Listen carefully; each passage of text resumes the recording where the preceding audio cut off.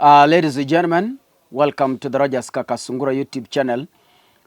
Big thank you for your continued support. It is a chilly morning right from the village. Yes, it's cold, I tell you, but we must push the day. I hope you've woken up well, and those who are sleeping, I hope your night is fantastic. Now, John Mbadi came to the government. And when he came to the government as the CS Treasury, he promised to come into Kenya Kwanza to help it deliver rather than worshipping the devil. You know the devil I'm talking about. The IMF and wale watu wanaifanyia kazi. Yes.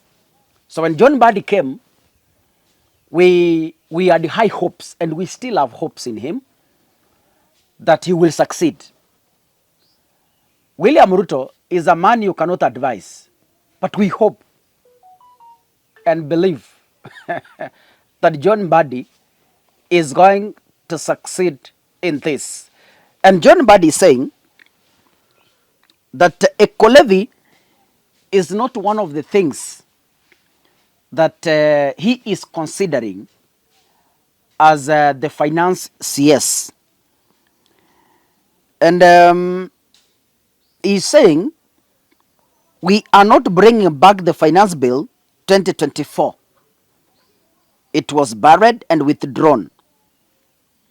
Many clauses in the bill were rejected by Kenyans and hence have no space under my regime. I have made it very clear to the president.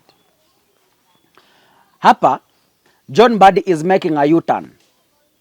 Mnakumbuka last week alituambia he is considering to bring some around 46 clauses that he considered to be useful in helping the government to run its finances. That's what he told us. Because the Gen Zs told Mbadi, we shall visit you, tutakuja tukusalimie.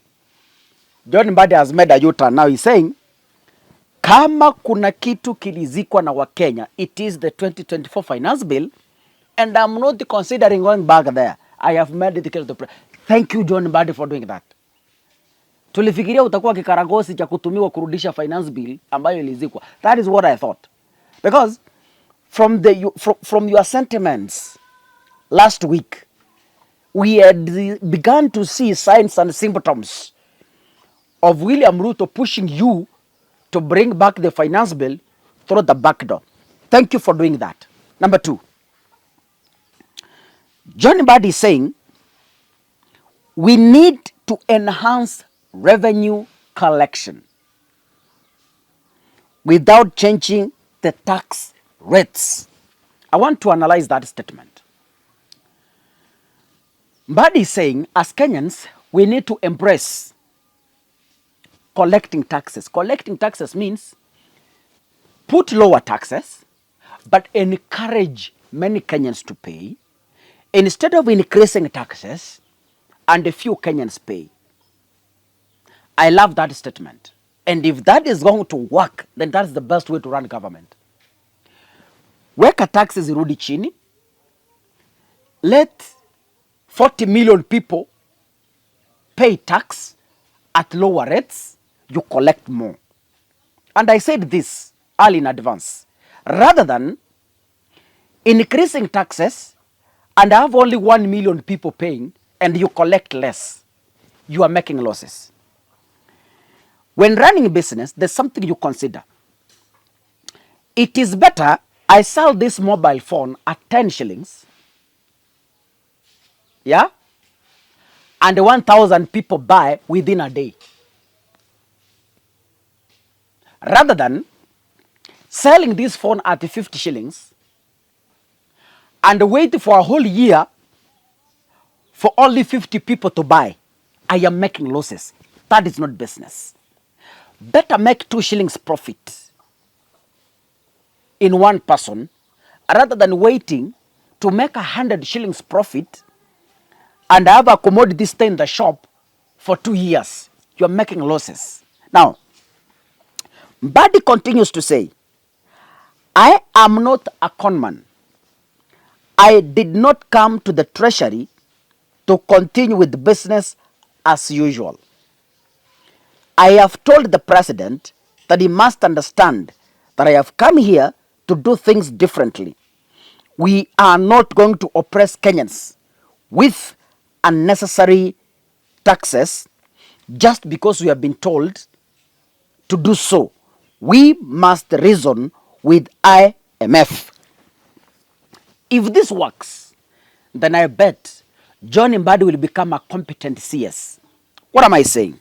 The only problem we are having in this country is the president who doesn't want to heed to advice.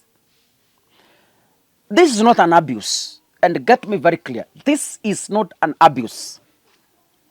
The Bible is very clear. Advise someone who loves to learn rather than advising a fool. You're wasting your time. It is biblical. It's not an abuse, but it's an example. How I wish whatever John Mbadi is telling us here, how I wish that it works. How I wish. It's not about being pushed down the throat. IMF waketi hapa na sisi wa Kenya tuketi hapa. Walete their proposal on the table. We discuss. Tuelewane tuambie America munafanya 1, 2, 3. America is a developed country. Hapa Kenya tunafanya 1, 2, 3. Kenya is a developing country. Whatever works in America cannot instantly work in Kenya. It can gradually work. Tuko pamoja? So IMF wanapokuja, that is from the voice of reason from John Mbadi. IMF wanapokuja, wasilete proposal just because wao ni IMF, tunachukua tunasema wako sawa. No. Wacha walete proposal, waketi hapa na sisi tuketi hapa. Watuambie, alafu tuambie, kulingana na taifa letu la Kenya, number 1 itafanya kazi, number 2 haiwezi, toa. Number 3 itafanya kazi, number 5 haiwezi, toa. We must reason with them. We are not going to succumb to them.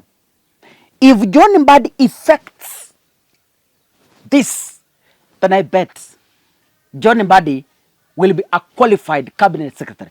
But I fear because his boss will advise John Mbadi on how John Mbadi is going to advise him. I only fear that. John Mbadi can speak on media. Ni sawa. John Mbadi can tweet. Ni sawa. But then, yule mtu wako State House, yule yako State House, yule Zakayo, yule. God bless you, ladies and gentlemen. Keep subscribing to this channel, tafadhali. Na wewe support Kaka. Don't watch before you subscribe, tafadhali. If you're opening my video, first click the subscribe button. Turn on the notification bell. It's free. Tusonge mbele pamoja. God bless you. Asanteni sana.